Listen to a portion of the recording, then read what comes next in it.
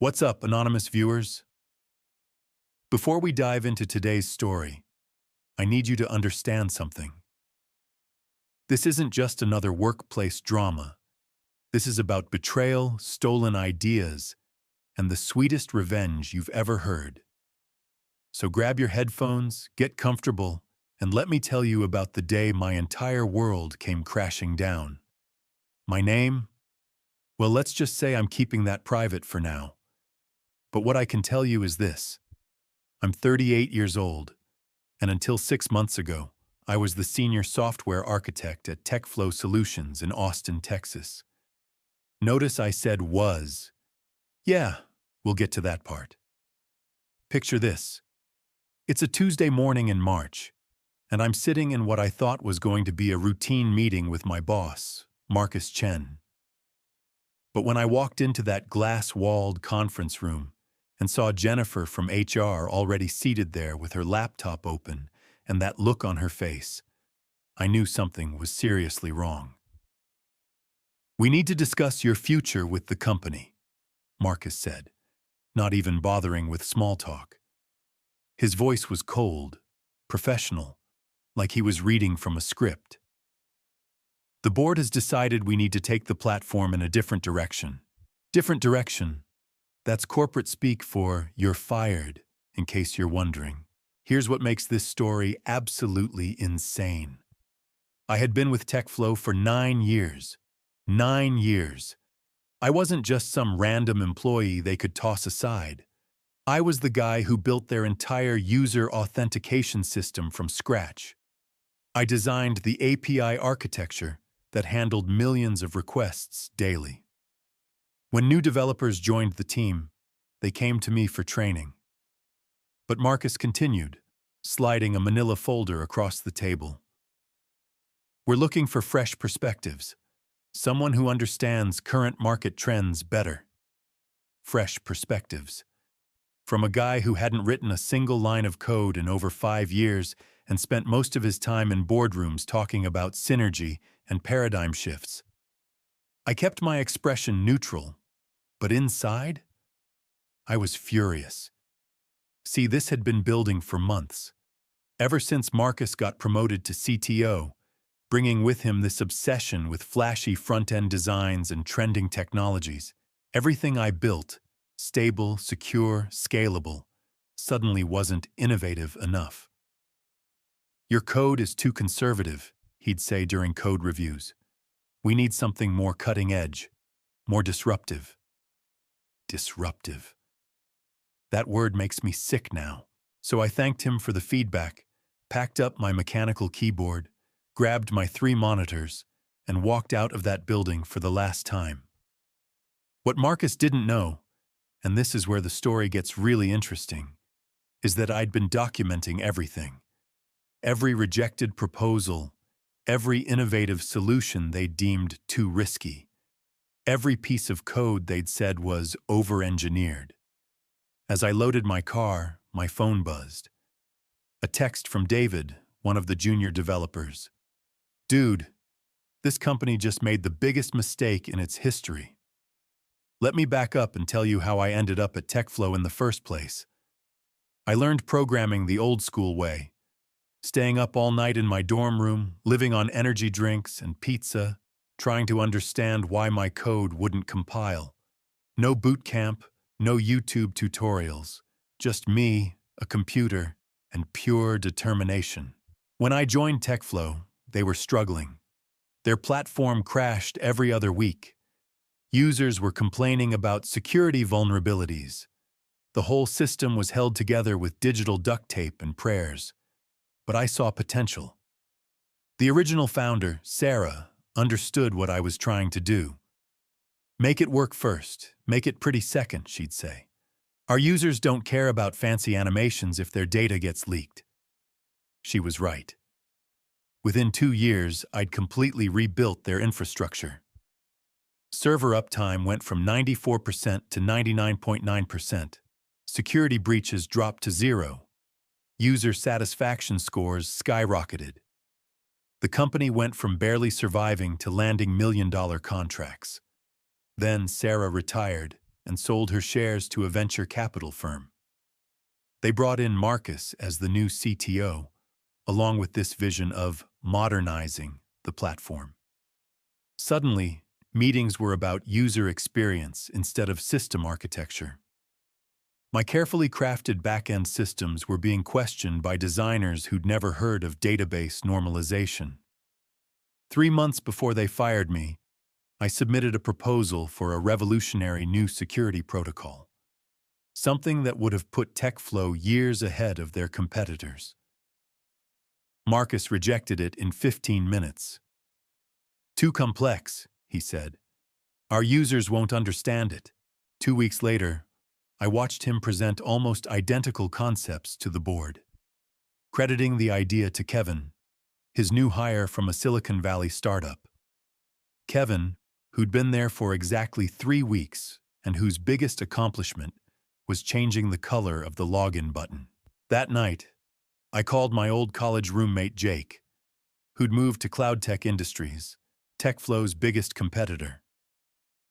"How's your contract situation these days?" he asked after I explained what had happened. "No non-compete," I replied. Sarah thought they were anti-competitive. Jake went quiet for a moment. Interesting. Very interesting. The severance package was decent. 3-month salary and extended health benefits. Professional courtesy for 9 years of service. I signed the papers without argument and drove home in silence. My apartment felt different that evening, smaller but somehow more open. I sat at my home office setup and pulled out an external hard drive I'd been using for personal projects. On it were dozens of applications and tools I'd built in my spare time. Stuff TechFlow had deemed too experimental or not aligned with our business model. Rain tapped against my window as I reviewed them. I'd been coding as if I still worked for the old TechFlow, the one that valued stability and security. But that company didn't exist anymore. It had become something else, chasing trends instead of solving problems. My phone rang at 8 p.m. "Rebecca Martinez, head of engineering at CloudTech Industries. Jake mentioned you might be available," she said without preamble. "He says you're the real talent behind TechFlow's golden years." I said nothing, just waited. "Got anything worth looking at?" she continued. "We're planning our next platform upgrade. Could use some fresh thinking." I looked at my rejected proposals spread across my desk. "I might have a few ideas. Send them over tonight. If they're good, we should talk." After we hung up, I spent 4 hours refining my 3 best concepts, not changing the core architecture, just polishing the presentation. At midnight, I emailed them to Rebecca with detailed technical specifications for each system. Then I went to bed and slept better than I had in months. The next morning, I woke up to an email from Rebecca. "My office, 10 a.m. Bring your salary requirements." I showered, dressed in my favorite hoodie and jeans instead of business casual, and drove to CloudTech's headquarters downtown. The receptionist led me straight to Rebecca's office, a space cluttered with servers, development boards, and half-finished prototypes. Nothing like Marcus's sterile glass office. Rebecca gestured to a whiteboard where she'd sketched out diagrams based on my proposals. "These solve problems we've been struggling with for 2 years," she said simply. "Especially this one." She tapped the centerpiece of my collection, a distributed authentication system that could handle massive scale while maintaining perfect security. "How soon can you start?" "I'm available immediately." She nodded once. "Good, because we're going to move fast on these. Very fast." For the first time since Marcus took over at TechFlow, I smiled. 1 week into my new position at CloudTech, I got a call from Mike, TechFlow's lead database administrator. We'd worked together for years, solving performance issues and maintaining system stability. "Tyler," he said quietly, This is off the record, but things are falling apart here. I used a fake name there, had to protect my identity for this story. Kevin's code looks impressive in demos, Mike continued, but it's a nightmare to maintain. The authentication system is failing under load. We've had 3 security incidents this month. Not my problem anymore, I replied, though part of me still cared about the platform I'd built. Marcus is telling everyone you left the team without proper documentation, Mike said. He's claiming you sabotaged the transition. That made me sit up straight. That's a complete lie. I know, but he's convincing people. The board is asking questions about your departure. My blood went cold. This wasn't just about moving on. Marcus was actively destroying my professional reputation. Against my better judgment, I emailed him requesting a meeting to clear the air. He agreed to coffee the next morning. The cafe was crowded, which I thought would be good. Neutral territory, public place. Marcus arrived 10 minutes late, already checking his phone. I'll be direct, I began. I've heard you're suggesting I deliberately left the team without proper documentation. That's not true. All my code is commented, documented, and stored in our repository. I personally trained Kevin on my systems before I left. Marcus nodded, his expression unreadable. You know how these transitions can be. People get defensive when change happens. The threat was barely concealed. Stay quiet or we'll make this difficult for you. I appreciate your concern, I said carefully. I'd hate for TechFlow to waste development resources on systems that can't actually handle production load. His eyes narrowed slightly. We'll manage our technical challenges internally. I do hope you'll be discreet about former company matters going forward. As he left, my phone buzzed with a text from Rebecca. Contracts ready? Legal approved everything? We want to fast-track your authentication system. I looked back at Marcus's retreating figure. He had no idea what was coming. 3 days later, I received a certified letter from TechFlow's legal department. They were reviewing my employment history regarding potential IP concerns. The letter carefully avoided direct accusations, but implied I might have violated confidentiality agreements. I showed it to Rebecca, who immediately forwarded it to CloudTech's legal team. Standard intimidation tactic, their lawyer explained after reviewing it. They have no case. The systems you're building for us are original work, and you had no non-compete clause. They're trying to scare you into backing down. Should I respond? No. We'll handle it. That evening, our lawyer sent a devastating reply to TechFlow. We have extensive documentation of Mr. Anonymous's rejected proposals while at your company, along with timestamps and email records. We would welcome the opportunity to compare those with your current development timeline in court. 2 days passed with no response from TechFlow. Then Mike called again. What did you do? He asked. Marcus had a closed-door meeting with legal, and he came out looking like he'd seen a ghost. I said nothing. Just watch your back, he warned. He's not giving up. A week later, Jake invited me to lunch. We met at a burger joint downtown, far from both companies' headquarters. You need to see this, he said, sliding his laptop across the table. It displayed TechFlow's internal development roadmap for their next major release. I scrolled through and stopped cold. They were my systems, the exact architectures Marcus had rejected 6 months ago, now rebranded as Project Phoenix, with Kevin listed as lead architect. They're planning to launch in October, Jake said quietly. Full marketing campaign. They've already started hiring additional developers. The realization hit like a physical blow. Marcus had rejected my designs, knowing he'd use them later. He just didn't want me to get credit. Jake nodded. Looks that way. But here's something else. He opened another tab. Cloud Tech is planning to fast-track your platform. Rebecca convinced the CEO to accelerate development. They can have your systems live by September. I sat back, processing this. A full month before TechFlow's planned launch. Yes, with your name prominently featured in all technical documentation and marketing materials. Jake looked me straight in the eye. But you need to decide now. Once we commit to this timeline, there's no turning back. I didn't hesitate. Let's do it.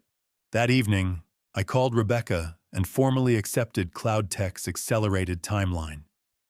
The contract included something TechFlow had never offered: profit sharing on products using my systems, plus complete technical oversight of implementation. We're calling it Cloud Shield, Rebecca explained, and we want your expertise featured prominently in our developer documentation. 2 days later, I signed the paperwork and handed over my complete technical specifications. Not just concepts, but detailed implementation guides, security protocols, and scalability requirements. When I got home, there was an email from Marcus in my personal inbox. Hope you're doing well. We're reviewing some upcoming technical challenges and realized we could benefit from your expertise as a consultant. Would you be interested in discussing this? I deleted it without responding. The following week, I toured Cloud Tech's data center with their infrastructure team. They'd never attempted anything like my distributed authentication system before. Components that worked independently but functioned best as an integrated platform. The lead engineer, Patricia, pulled me aside after the tour.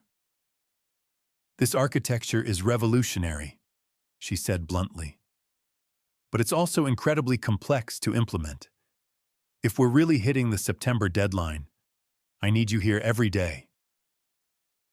Whatever it takes, I told her.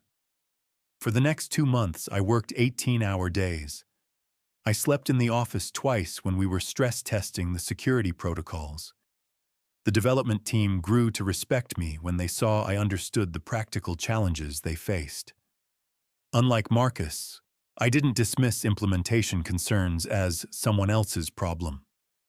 Halfway through development, I received another email from Marcus. We should discuss your current activities for your own professional well-being. Another threat.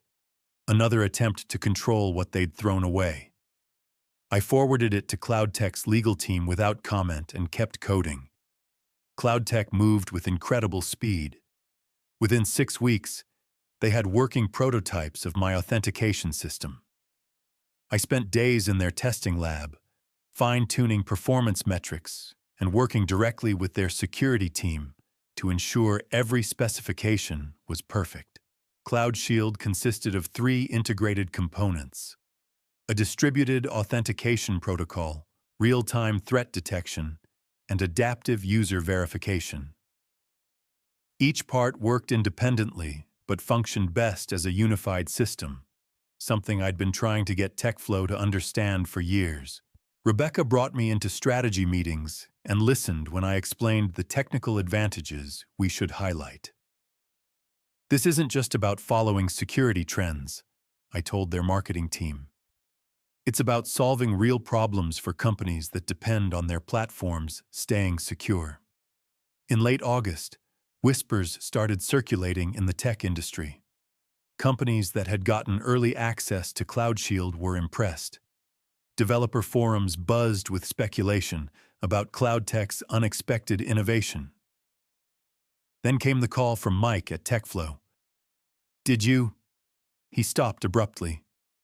Never mind. I shouldn't be asking. What's happening over there? Marcus saw Cloud Tech's press release, Mike said quietly. Cloud Shield is remarkable. He's in full panic mode, claiming they stole our concepts. I remained silent. The thing is, Mike continued, we both know these aren't stolen from TechFlow's current projects. They're your original designs. The ones Marcus rejected, aren't they? I can't comment on that. You don't have to, Mike said. Your name is all over the technical documentation, clear as day in the press release. Designed by Anonymous, former senior architect at TechFlow Solutions. It's brilliant. The next day, Marcus called me directly. I let it go to voicemail. His message was terse. This is unprofessional. We need to discuss this situation immediately. Instead, I drove to CloudTech's headquarters for the final product launch meeting. The marketing campaign was ready. The infrastructure was deployed. In 1 week, CloudShield would be available to enterprise clients nationwide. 1 month ahead of TechFlow's planned launch of their suspiciously similar Phoenix platform. The night before our launch, I couldn't sleep. 9 years at TechFlow, countless lines of code, hundreds of system designs. All that work had led to this moment. Not the way I'd expected, but maybe the way it needed to happen. At 5 a.m., unable to rest, I drove to a coffee shop near the office, the same place where I'd had many late-night coding sessions during my TechFlow days. Dawn was breaking as I sat there with my laptop, reviewing the CloudShield documentation one final time. My phone buzzed, a text from Rebecca. It's live. First enterprise client just signed up. System is handling traffic perfectly. I sat in that coffee shop watching the sunrise, feeling a strange mix of vindication and sadness. I hadn't wanted it to end this way with TechFlow. I'd given that company everything, but they'd chosen Marcus's vision over mine, style over substance. Now the market would decide which approach was right. By the time I got to the office, I had 23 missed calls from unknown numbers, tech journalists, industry analysts, and security researchers all trying to get the story behind CloudTech's revolutionary new platform. And one message from Marcus. You've made a serious mistake. I finally called him back. No, I said when he answered. You did.